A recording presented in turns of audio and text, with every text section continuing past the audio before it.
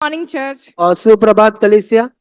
Feeling so grateful to be here. और कितना खुश महसूस हो रहा है और धन्यवाद जैसा महसूस हो रहा है आपके बीच में। So today I'm going to share about my expectations for Calcutta. और मैं आपसे मेरी अपेक्षा कलकत्ता के लिए क्या है वो बांटना चाहूंगी।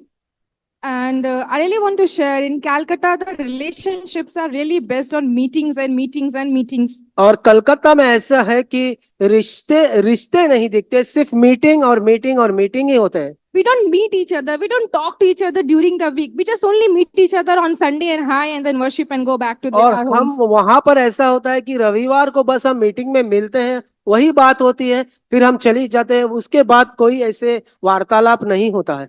But one thing, so many things I have been learning from all of you from the Harvest of Grace Church. But one thing I'm so happy to see and to learn that the relationship among all of you. और बहुत सारा चीज है जो मैंने कलीसिया होने के नाते आपसे सीखा है, पर एक चीज जो सीखा है मैंने देखा है आपसे, मैंने रिश्ते के बारे में सीखा है।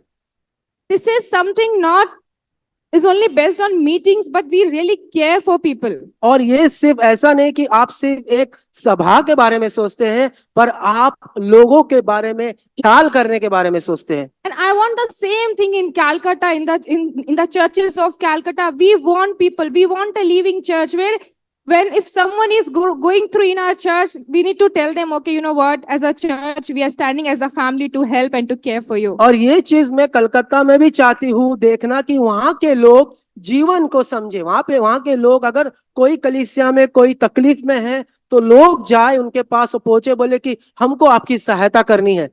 And one thing, there is a line that is very close to my heart, that is praying lips and helping hands should go together. और ऐसा एक जमीन है वहां पर जहां पे हमको एक साथ एकजुट होकर वहां पे जाना है। And I can see that in the Harvest of Grace. और मैं वो देखती हूँ आप हार्वेस्ट ऑफ ग्रेस कलीसिया में। Caring for the poor. और जो आप गरीबों की जो देखभाल करते हैं वो मैं देखती हूँ। I want this value in the churches of Calcutta. और ये मूल्य को मैं कलकत्ता में देखना चाहती हूँ।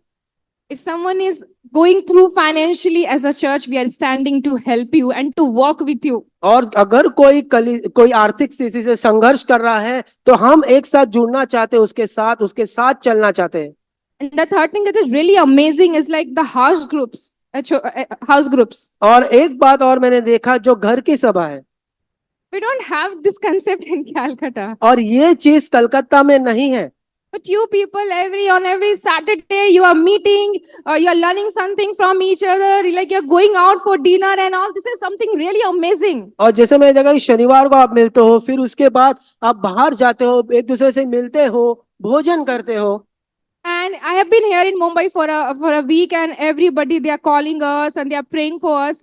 This is something really amazing and encouraging. और मैंने ये भी देखा कि कुछ लोग हमको घर बुला रहे हैं, कुछ लोग हमारे लिए प्रार्थना कर रहे हैं। ये सब देखते हुए मुझे बहुत अद्भुत महसूस होता है।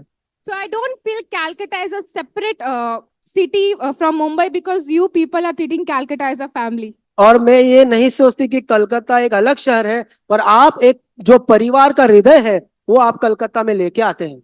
Thank you so much for keeping Calcutta always in your prayers. और धन्यवाद देना चाहती हूँ कि कलकत्ता के लिए आप जो प्रार्थना करते हैं और आप जो हृदय में कलकत्ता को रखे हैं। One thing I want to say, Calcutta, they need it, they need God and they need Harvest of Grace Church as a family. और एक चीज मैं जानती हूँ, कलकत्ता को परमेश्वर की जरूरत है और अनुग्रह की फसल कलीसिया, उनको आपकी भी जरूरत है। Thank you, Uncle Nigel. Thank you, Auntie Desiree. Thank you, Uncle Donald. And thank you, Auntie Sylvia. And all of you, you people made me feel like family. और धन्यवाद देना चाहती हूँ आप सभी का कि आपने मुझको एक परिवार के जैसे अपनाया है। Thank you. धन्यवाद।